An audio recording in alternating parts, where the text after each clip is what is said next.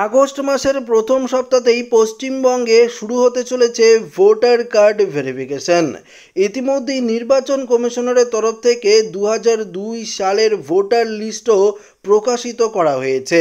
তবে আপনার জন্ম যদি 1 জানুয়ারি 2002 সালের আগে ও পরে হয়ে থাকে, তাহলে আপনাদের ভোটার কার্ড ভেরিফিকেশন করার জন্য কি কি কাগজপত্র লাগবে, পাশাপাশি 2002 সালের ভোটার লিস্ট কেন এত গুরুত্বপূর্ণ, পাশাপাশি যারা নাগরিকত্ব ছেড়েছেন তাদের সন্তানদের কি হবে এই ভোটার কার্ড ভেরিফিকেশনের সময়, সমস্ত কিছু জানিয়ে দেব আজকের এই ভিডিওটিতে।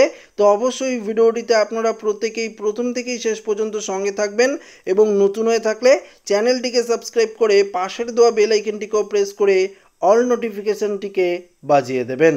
তো বন্ধুরা, এই মুহূর্তে আপনারা অন স্ক্রিনে দেখতে পাচ্ছেন ইতিমধ্যেই পশ্চিমবঙ্গের মুখ্য নির্বাচনী দপ্তর ঘোষণা করেছে আগস্ট মাস 2025 থেকেই রাজ্য জুড়ে শুরু হতে চলেছে ভোটার তালিকার বিশেষ নিবিড় সংশোধন প্রক্রিয়া। যারা নতুন ভোটার তালিকায় নিজেদের নাম তুলতে চান বা পুরনো তথ্য আপডেট করাতে চান, তাদের জন্য এটা খুবই গুরুত্বপূর্ণ একটা সুযোগ হতে চলেছে। তবে আপনাদেরকে একটি বিষয় জানিয়ে দিই, যদি আপনার জন্ম 1 জুলাই 1987 থেকে 1 জানুয়ারি 2002 এর মধ্যে থাকে, অর্থাৎ বুঝতেই পারলেন 2002 সালের আগে যারা ভোটার লিস্টে নাম রয়েছে তাদের ক্ষেত্রে কি কি প্রমাণপত্র লাগবে, অর্থাৎ নথিপত্র লাগবে এই ভোটার কার্ড ভেরিফিকেশনের সময়। দেখুন, পরিষ্কার বলে দিয়েছে জন্মের প্রমাণপত্র, যে কোনো স্বীকৃত সরকারি নথি বা জন্মের প্রমাণপত্র যদি থাকে তাহলে আপনারা করাতে পারবেন ভোটার কার্ড ভেরিফিকেশন। বাবা মায়ের ভোটার পরিচয়পত্র বা 2002 সালের ভোটার তালিকায় তাদের নাম থাকলেই কিন্তু আপনারা এই ভোটার কার্ড ভেরিফিকেশন করাতে পারবেন। এবার প্রশ্ন হলো, দেখতে পাচ্ছেন যদি আপনার জন্ম 1 জানুয়ারি 2002 সালের পরে হয়ে থাকে, তাহলে তো আপনাদের 2002 সালের ভোটার লিস্টে তো নাম নেই, হয়তো আপনার বাবা মার বা ঠাকুরদার নাম থাকতে পারে। সেক্ষেত্রে আপনাদের কি করতে হবে, দেখুন এখানে পরিষ্কার বলেছে এই ক্ষেত্রে আপনাকে এবং আপনার পিতা মাতাকে উভয়কেই জন্ম তারিখের প্রমাণ জমা দিতে হবে, অথবা যদি 2002 সালের ভোটার তালিকায় তাদের নাম থাকে তাও গ্রহণযোগ্য হবে বলে জানা গেছে। তো বুঝতেই পারলেন 2002 সালের অনেকেই আপনারা কমেন্ট করছেন যে 2002 সালের পরে আপনারা জন্মগ্রহণ করেছেন, কিন্তু আপনার বাবার নাম বা আপনার ঠাকুরদার নাম বা ধরুন আপনার মায়ের নাম, কারো নাম যদি সেই লিস্টে থাকে তাহলে কিন্তু আপনাদের ভোটার কার্ড ভেরিফিকেশনের জন্য কোনো রকম ডকুমেন্টস কিন্তু লাগবে না। পাশাপাশি দেখুন এখানে পরিষ্কার বলে দিয়েছে 2002 সালের ভোটার তালিকা কেন এত গুরুত্বপূর্ণ। অনেক নাগরিকের জন্ম নিবন্ধন বা শিক্ষাগত প্রমাণপত্র এখনো নেই।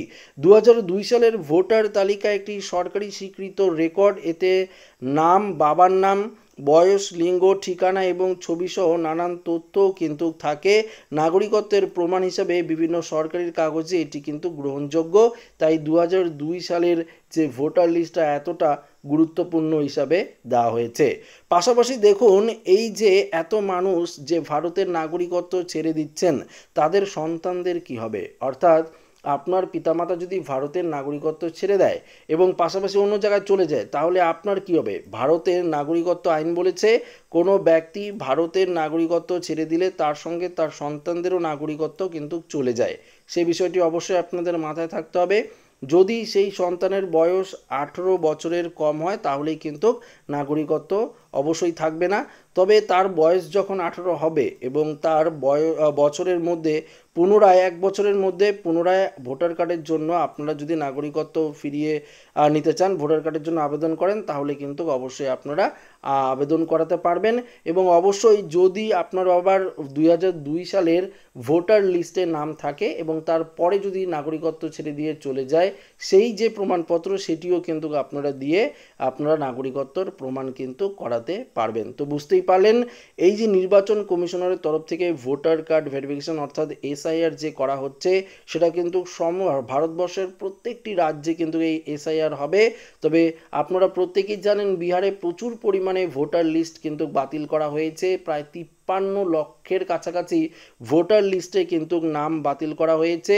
অবৈধ অনুপ্রবেশ থেকে শুরু করে মৃত ব্যক্তিদের নাম কিন্তু সেই তালিকা থেকে বাতিল করা হয়েছে।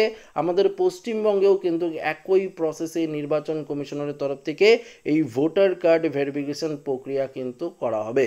তো প্রত্যেককে জানাবো, আপনারা অযথা আতঙ্কিত হবেন না, ভয় পাবেন না। নির্বাচন কমিশনের তরফ থেকে যেই নিয়মগুলো জারি করা হয়েছে সেগুলো মেনে অবশ্যই আপনারা ভোটার কার্ড ভেরিফিকেশন করুন। অবশ্যই আপনাদের যারা এই ভারতে অনেক দিন ধরে বসবাস করছেন, যারা অবৈধ অনুপ্রবেশকারী না, অর্থাৎ আপনারা অবৈধভাবে বাংলাদেশ থেকে এসেছেন, পাকিস্তান থেকে এসেছেন, বা আফগানিস্তান থেকে এসেছেন, বা নেপাল থেকে বা মায়ানমার থেকে এসেছেন, যদি আপনারা না হয়ে থাকেন এই সমস্ত বাসিন্দার, তাহলে কিন্তু আপনাদের কোনো ভয় নেই।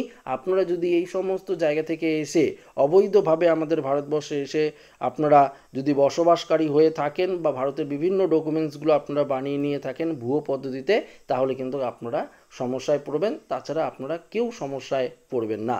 তো আশা রাখবো ভিডিওটি প্রত্যেকের ভালো লেগেছে। ভিডিওটি ভালো লাগলে লাইক করবেন, বন্ধুদের সাথে শেয়ার করবেন। নতুন হয়ে থাকলে চ্যানেলটিকে অবশ্যই সাবস্ক্রাইব করে নেবেন। ধন্যবাদ।